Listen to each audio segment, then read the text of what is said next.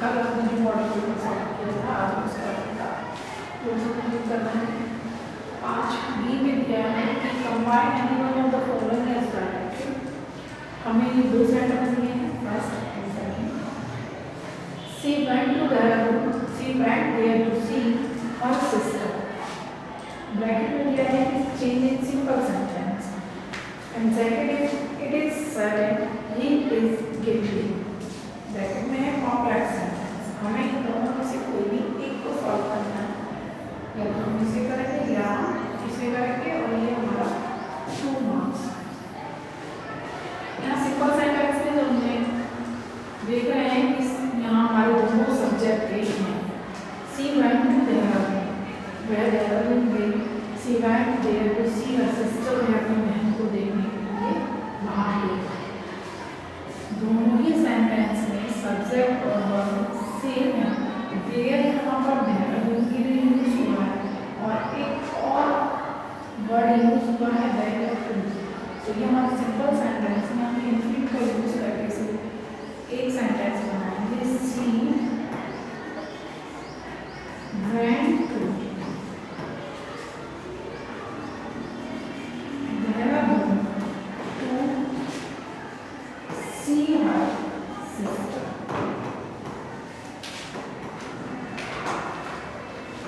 वह देहरादून अपनी बहन को देखने के लिए गई। नीचे जो सेंटेंस दिया है इट इज सर्टेन, निश्चित है, ही इज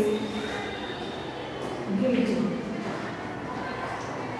वह अपराधी है। हमें कॉम्प्लेक्स में चेंज करना है और हम जब कॉम्प्लेक्स में से चेंज करेंगे तो हम इसका सेंटेंस बनाएंगे।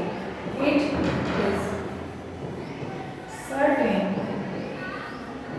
That he is guilty। हमने दोनों सेंटेंस को सॉल्व किया है, लेकिन एग्जाम में हमें क्या है एनी वन को सॉल्व करना है, किसी भी एक को। या तो आप ऐसे सॉल्व कीजिए, ऐसे सॉल्व कीजिए। यहाँ हमने आपको दोनों को दिखाया कि यदि आए तो कैसे हम बनाएं। सिंपल सेंटेंस में हमने दो सेंटेंस को यूज किया, वन फ्रेम किया। She went to Dehradun, she went to there to see her sister. One simple sentence frame किया, she went to Dehradun to see her sister. And second is it is certain he is guilty. Complex में change करना, हमने complex word को use किया। It is certain that he is guilty.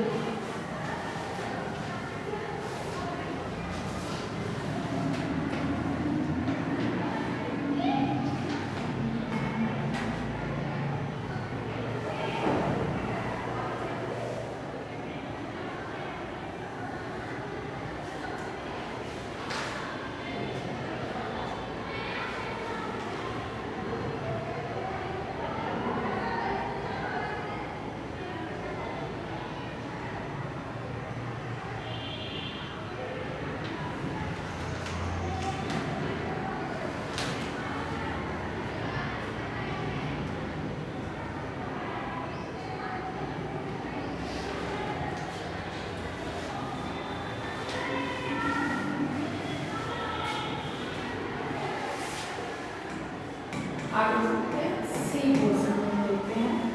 Change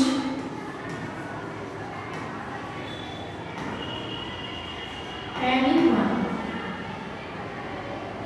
of the following sentence.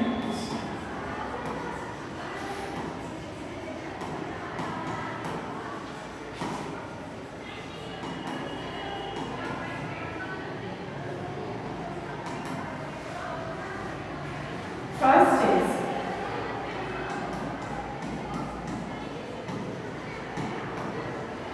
the air of hills is colder than that of the lowlands।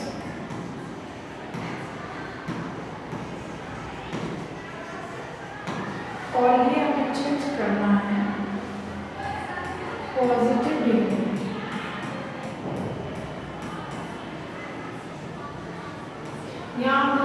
का भी use हुआ है और यहाँ ईयर का यूज है, यानी कंपैरेटिव डिग्री में है हमारा सेंटेंस और हमें चेंज करना है पॉजिटिव डिग्री में। सेकेंड इज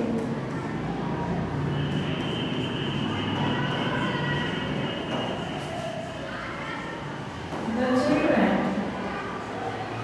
sang the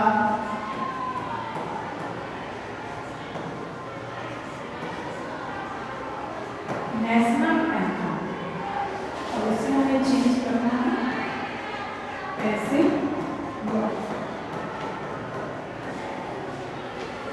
यहाँ भी मैं सबसे पहले ऊपर दिया है कि हम किसी एनिमल को इसमें चेंज करें।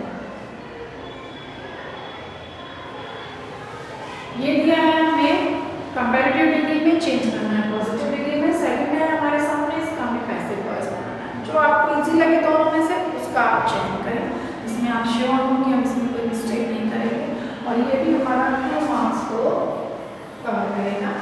यहाँ हम दोनों को बनाएंगे। पहले हम देखते हैं हमारा सेंटेंस है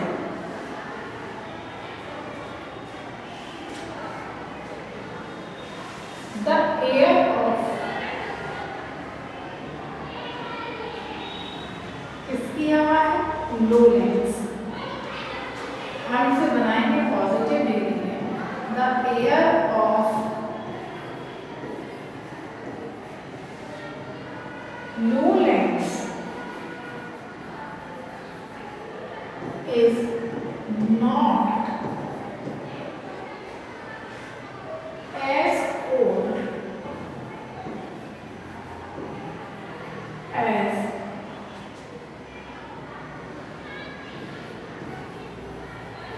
that of the hills। यहाँ पर हमने एस का यूज किया और हमने क्या बनाया पॉजिटिव डिग्री में अपने सेंटेंस को चेंज किया। And second is the children sang the national anthem। जैसा कि हम जानते हैं कि हम जब भी एक्टिव का पैसिव वॉइस बनाते हैं तो जो हमारा ऑब्जेक्ट है वह सब्जेक्ट की जगह और सब्जेक्ट है वह ऑब्जेक्ट की जगह उसे रिप्लेस करते हैं। The national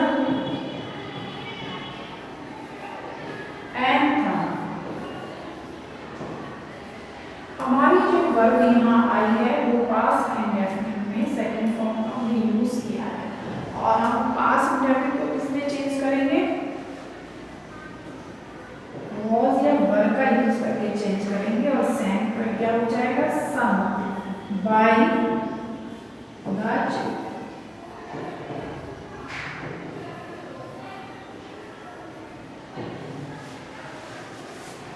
The national anthem was sung by the children।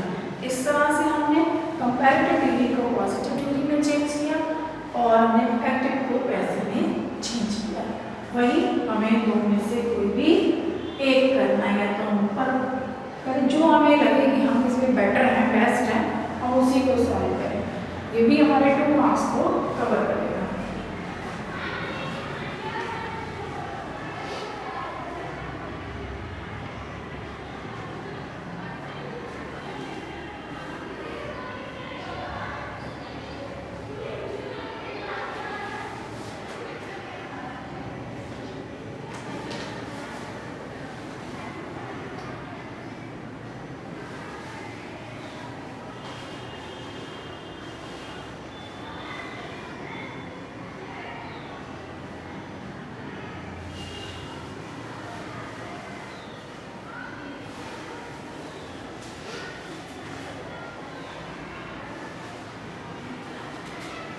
Five में ये डी पार्ट है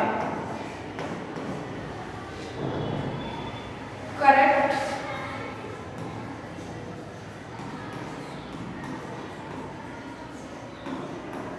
anyone of the following sentence।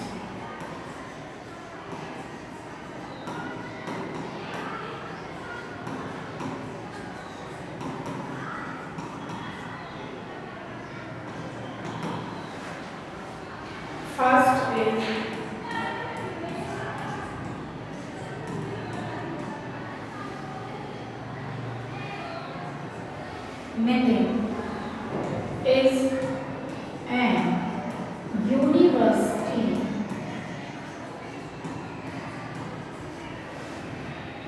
student.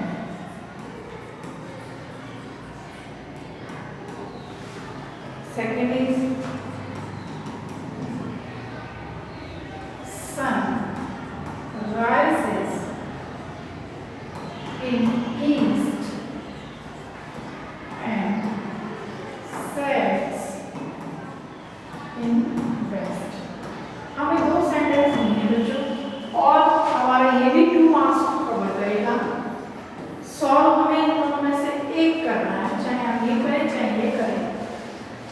हमें यहाँ पे जो गलतियां हैं उन्हें सुधार कर लिखना है।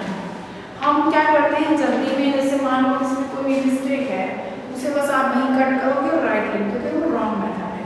हमें उसे प्रॉपर पहले आप उसे मार्क कीजिए क्या गलत है उसमें, क्या इनकरेक्ट है, और फिर हम उसे लिखें। जैसे हम देख रहे हैं कि पहले ध्यान से पढ़ें अपना, Nitin is an university student. Nitin subject भी क्लियर है, हमारा वर्ब भी क्लियर है, यूनिवर्सिटी स्टूडेंट है ये भी क्लियर है। अब इसमें जो गलत हो सकता है वो कहाँ पर है, आगे पर। जैसा कि हम पहले बता चुके हैं कि यहाँ पर यूनिवर्सिटी स्टार्ट वॉवेल से है, यू हमारा वॉवेल है, लेकिन जब हम इसका प्रोनाउंसिएशन कर रहे हैं, उच्चारण कर रहे हैं, तब हम इसे लिखें तो हमारे लिखने पर क्या लिखा जा रहा है, यूनिवर्सिटी। स्टार्टिंग किससे हुई, यू से, और जब यू की हमें साउंड मिलेगी तब हम यहाँ पर क्या यूज करेंगे, ए। यदि यू से हमें आ की साउंड मिलती है, जैसे कि अम्ब्रेला, यहाँ हमें साउंड मिली है आ, इसलिए हम अम्ब्रेला के आगे एन का यूज करते हैं। लेकिन यहाँ हमें साउंड क्लियर हुई है यूनिवर्सिटी, हम यहाँ लिखेंगे, राउंड करेंगे और ऊपर हम ए लिखेंगे जो उसमें गलत है एन की जगह पर। फिर हम अपना सही सेंटेंस फ्रेम करके लिखेंगे, Nitin is a university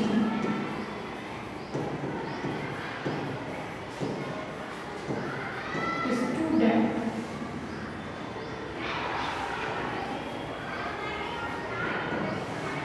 Second is sun rises in east and sets in west. सबसे पहले तो हम देखेंगे हमारा जो सन है उसके साथ हमेशा क्या आता है, द। और जो हमारी डायरेक्शंस हैं ईस्ट वेस्ट नॉर्थ साउथ, इनके साथ भी हम पहले क्या यूज करते हैं, द का यूज करते हैं। हमने अपनी करेक्शन लिख दिया उसमें, जो उसमें गलत था वो हमने मार्क कर दिया। अब हमें अपना सेंटेंस लिखना होगा, the sun rises in the east and sets in the west.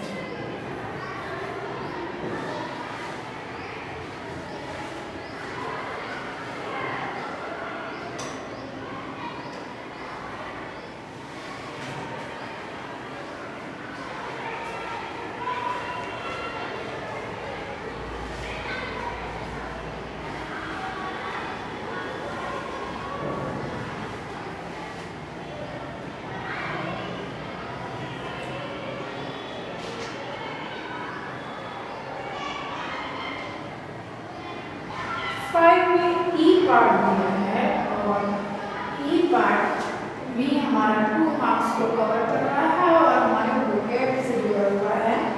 Use anyone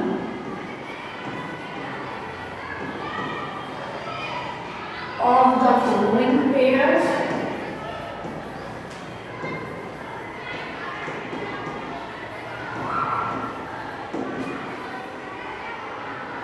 of words in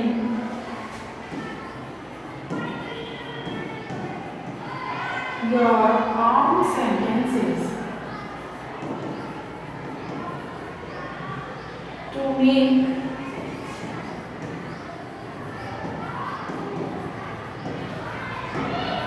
the difference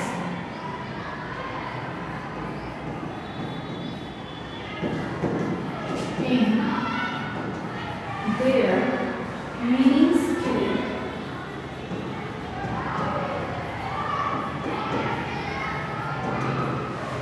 Use any one of the following pairs of words in your own sentences to make the differences in their meaning scale. यहाँ हमें दो pair दिए हैं और ये भी हमारे को मार्क्स को कवर कर रहा है और दो पेयर में जो हमारे सामने वर्ड्स हैं सी एंड सी और सेकंड है वी एंड जैसा कि हम देख रहे हैं यहाँ हमें एनी वन दिया है या तो हम इस पेयर को यूज करें दोनों को यूज करना है इसे भी करेंगे इसे या फिर इन दोनों को करेंगे या इन दोनों को C means देखो and C means sun. I see the rose. मैंने rose देखी, हाँ, rose देखता हूँ. See, the sea has many waves. समुद्र में बहुत सारी लहरें होती हैं. Weak and weak. Weak means सकल. There are 7 days in a week and week comes up.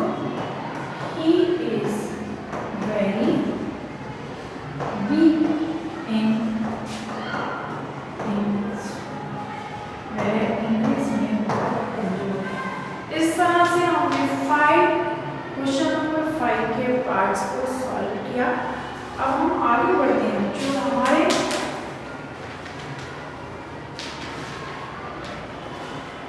Section B को हम थोड़ा देखते हैं. सेक्शन बी में हमें कल भी जैसा कि हमने बताया था हमारे सेक्शन बी में 2 पोर्शंस में डिवाइड है. One is essay and second is letter and application और दोनों ही हमारे 10 मार्क्स को कवर करते हैं. अभी जो हमारे पास में पेपर है उसमें लिखा है right an article on any one of the following topics in about 150 words. Topics is I love my India,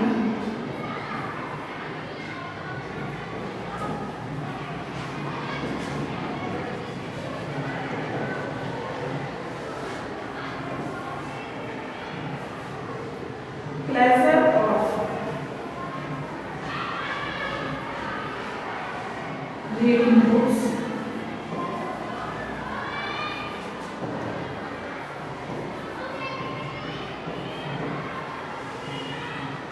C science in the service of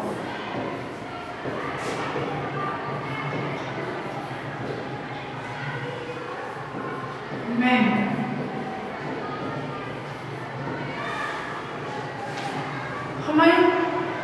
हमारे सामने 3 टॉपिक्स हैं और इन 3 टॉपिक्स को हमें 100 to 150 वर्ड्स में कवर करना है.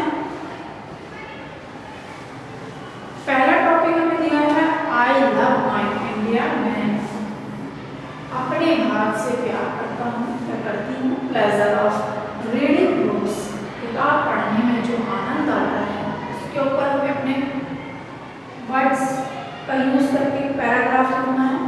Science in the service of Mankind, मानवता के लिए जो साइंस में सेवाएं दी हैं उनके बारे में हमें लिखना है. और हमारा सब क्या होना चाहिए 100 to 150 वर्ड्स में हम इसे कवर करें. नॉर्मली हम हेडिंग में यूज़ करते हैं, यदि आप हेडिंग्स का यूज़ करके लिखना है तो बहुत अच्छी बात है। सबसे पहले यदि हम हेडिंग्स का यूज़ नहीं भी कर रहे हैं, यदि हम लाइन्स का यूज़ कर रहे हैं, उसमें हम सबसे पहले क्या दें, इंट्रोडक्शन। जिस भी टॉपिक के बारे में हमने बनाया उसका थोड़ा सा परिचय, उसके बारे में स्टार्टिंग में हम 2-3 लाइन्स का यूज़ करके लिखें।